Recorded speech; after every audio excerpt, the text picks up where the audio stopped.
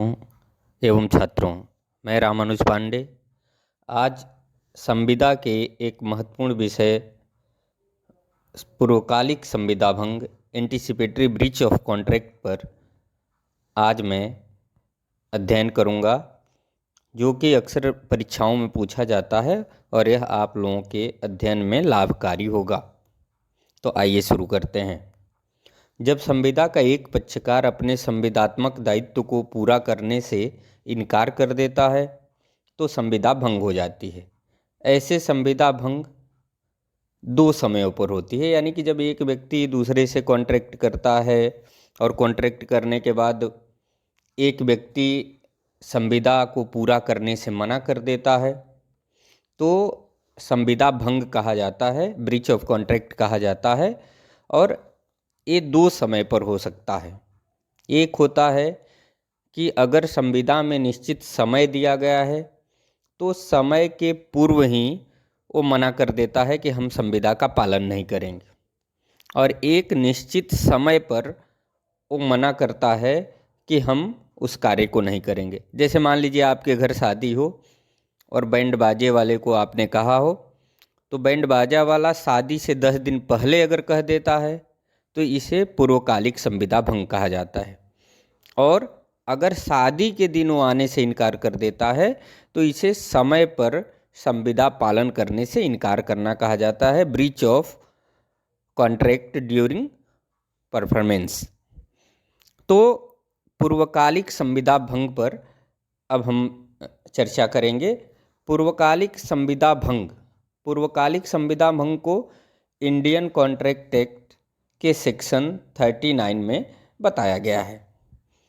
पूर्वकालिक संविदा भंग का सिद्धांत 39 में दिया गया है, और पूर्वकालिक संविदा भंग उसे कहते हैं जबकि समय से पहले दूसरा पक्षकार संविदा पालन करने से इनकार कर देता है। यानी कि अगर आपने बैंड बाजे वाले को 5 दिसंबर को आने के लिए कहा है और वो अगर 25 नवंबर को ही आपको बता देता है कि मैं 5 दिसंबर को आपके घर नहीं आ पाऊँगा, तो इसे पूर्वकालिक संविदा भंग यानी एंटीसिपेटरी ब्रीच ऑफ कॉन्ट्रैक्ट कहा जाता है। तो अगर समय के पूर्व ही वो संविदा अपने वचन का परित्याग कर देता है या यह घोषित कर देता है कि वह संविदा का पालन करने का आशय ही नहीं रखता है और न ही अपने को संविदा पालन करने के लिए बाध्य समझता है, तो इसे पूर्वकालिक संविदा भंग कहा जाता है। जब संविदा का एक पक्षकार पूर्वकालिक संविदा भंग करता है तो भारतीय संविदा अधिनियम 1872 की धारा 39 यानी 39 के अनुसार दूसरा पक्षकार ऐसी संविदा का अंत कर सकता है, साथ ही उसे अपने दायित्वों को पूरा करने की आवश्यकता नहीं होती है। निर्दोष पक्षकार को यह अधिकार प्राप्त हो जाता है कि वह चाहे तो तुरंत ही वाद लाए या उस समय का इंतजार करे जब संविदा पालन करने के लिए कहा गया है।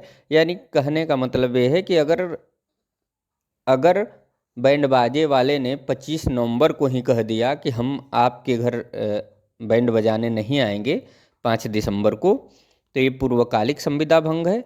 और अगर वो 25 नवंबर को मना कर देता है तो आप चाहें तो उसी समय संविदा भंग का वाद उस पर ला सकते हैं और उससे क्षतिपूर्ति प्राप्त कर सकते हैं।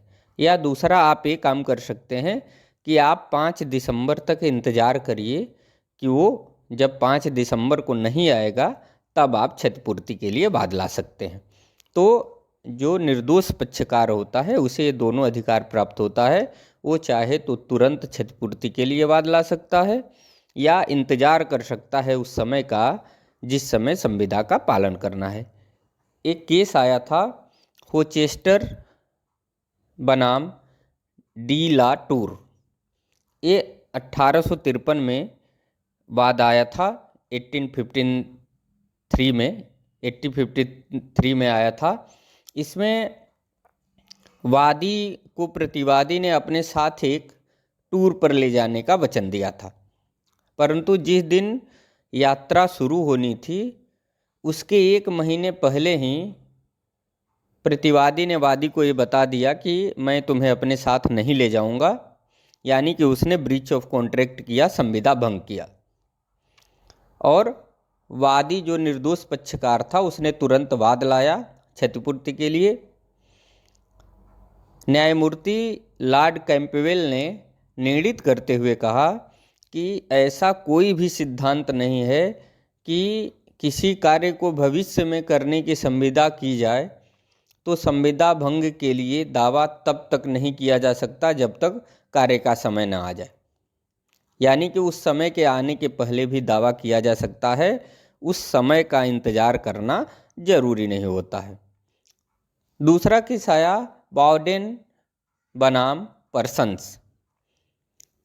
इस वाद में न्यायालय ने निर्णित करते हुए कहा कि अगर एक व्यक्ति किसी स्त्री से भविष्य में विवाह करने का वचन देता है, यानी एक व्यक्ति है दूसरी महिला से संविदा करता है कि हम तुमसे भविष्य में विवाह करेंगे, और उस समय के आने के पहले ही किसी अन्य स्त्री से विवाह कर लेता है, तो जो पहली स्त्री है जिससे कि उसने संविदा किया है वह उसके विवाह करते ही संविदा भंग के लिए दावा कर सकती है, यानी एंटीसिपेटरी ब्रीच होने के तुरंत बाद संविदा भंग के लिए, क्षतिपूर्ति के लिए दावा किया जा सकता है।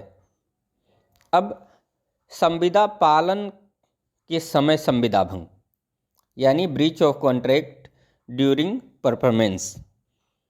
यदि संविदा पालन के समय संविदा का एक पक्षकार संविदा पालन करने से इनकार कर देता है तो दूसरा पक्षकार संविदा भंग के लिए क्षतिपूर्ति का दावा कर सकता है। यानी कि आपने बैंड पार्टी वाले को कहा कि 5 दिसंबर को तुम्हें बैंड बजाने के लिए आना है, और 5 दिसंबर को बैंड पार्टी वाले नहीं आते हैं, तो इसे समय पर संविदा पालन से इनकार करना या संविदा भंग करना कहा जाता है। एक केस आया फ्रॉस्ट बनाम नाइट। इस केस में हुआ क्या था कि प्रतिवादी ने वादी से एक कॉन्ट्रैक्ट किया, एक पुरुष था एक महिला से कॉन्ट्रैक्ट किया, संविदा किया कि उसके पिता की मृत्यु हो जाएगी तब वह उससे शादी कर लेगा। अभी पिताजी जीवित ही थे तब तक उसने क्या किया, दूसरी स्त्री से विवाह कर लिया और उसने उसको मना कर दिया कि हम तुमसे शादी नहीं करेंगे, तुमसे विवाह नहीं करेंगे। तो ऐसी परिस्थिति में भले पिता जीवित हों, जो महिला है उस पर वाद ला सकती है, संविदा भंग के लिए वाद ला सकती है और क्षतिपूर्ति का दावा कर सकती है। धारा 39 के अनुसार जब संविदा के एक पक्षकार द्वारा अपने वचन का पालन करने से इनकार कर दिया जाता है या स्वयं को पालन करने के निर्योग्य बना दिया गया तो वचनग्रहीता संविदा का अंत कर सकता है। यानी कि अगर वह व्यक्ति जिसे निश्चित समय पर संविदा पालन करना है वो संविदा पालन करने से पहले ही इनकार कर दे या कुछ ऐसा कर दे कि वो संविदा का पालन ही न कर पाए, तो ऐसी स्थिति में दूसरा पक्षकार जो निर्दोष पक्षकार है वो संविदा का अंत कर सकता है। अगर एग्जाम्पल हम देखें तो एग्जाम्पल में एक गायिका है, वो गायिका ए है, वो एक नाट्य गृह में उसके प्रबंधक से संविदा करती है कि वो अगले 2 माह तक हर सप्ताह में 2 दिन उसके नाट्य गृह में गाना गाने आती रहेगी और एक रात का यानी एक सप्ताह में 2 रात आएगी और एक रात का 200 रुपये प्रबंधक उसे देगा, यानी एक सप्ताह में 2 रात गाएगी और 200 रुपये पाएगी। ऐसा वो 2 महीने तक करेगी, ऐसा संविदा हुआ। जब 6वीं रात थी तो जो गायिका है वो जानबूझकर नाट्य गृह में नहीं आती है। ऐसी परिस्थिति में जो नाट्य गृह का प्रबंधक है वह संविदा को अंत कर सकता है, संविदा भंग कर सकता है और क्षतिपूर्ति के लिए वाद ला सकता है। अब धारा 39 के अनुसार यदि संविदा का निर्दोष पक्षकार चाहे तो संविदा भंग होने के तुरंत बाद, अगर पूर्वकालिक संविदा भंग हुई है तो उसके तुरंत बाद दूसरे पक्षकार पर क्षतिपूर्ति के लिए वाद ला सकता है, या वह इंतजार कर सकता है कि संविदा पालन के समय अगर संविदा का पालन नहीं किया जाता है तो क्षतिपूर्ति का वाद लाएगा। जैसे हमने एग्जाम्पल अभी दिया था कि अगर बैंड पार्टी वाला 25 नवंबर को ही बता देता है तो आप तुरंत वाद ला सकते हैं, या आप 5 दिसंबर जिस दिन की उसे बैंड बजाना है उस दिन का इंतज़ार आप कर सकते हैं। तो अगर आप उस दिन का इंतज़ार करते हैं कि हम देखते हैं कि 5 दिसंबर को वो बैंड बजाने आता है कि नहीं आता है, भले उसने 25 नवंबर को ही मना कर दिया है, तो अगर आप क्षतिपूर्ति का दावा 25 नवंबर को नहीं करते हैं, अगर आप 5 दिसंबर का इंतज़ार करते हैं, तो ऐसे इंतज़ार करने का परिणाम होगा। और क्या परिणाम होगा? पहला परिणाम होगा कि संविदा भंग करने वाला पक्षकार चाहे तो संविदा का पालन कर सकता है। यानी कि अगर बैंड पार्टी वाला है, उसने भले 25 नवंबर को मना कर दिया है, लेकिन आप उस पर क्षतिपूर्ति का दावा नहीं करते हैं, तो 5 दिसंबर को बैंड बजाने आ सकता है। और अगर वो 5 दिसंबर को बैंड बजाने आ गया तो आप उसे मना नहीं कर सकते हैं, वो संविदा का पालन कर रहा है और आप उसे पालन करने से रोक नहीं सकते। नंबर 2, अगर कोई ऐसी घटना बीच में घटित हो जाए जिससे कि संविदा का पालन करना असंभव हो जाए, तो वह व्यक्ति संविदा से उन्मोचित हो जाएगा।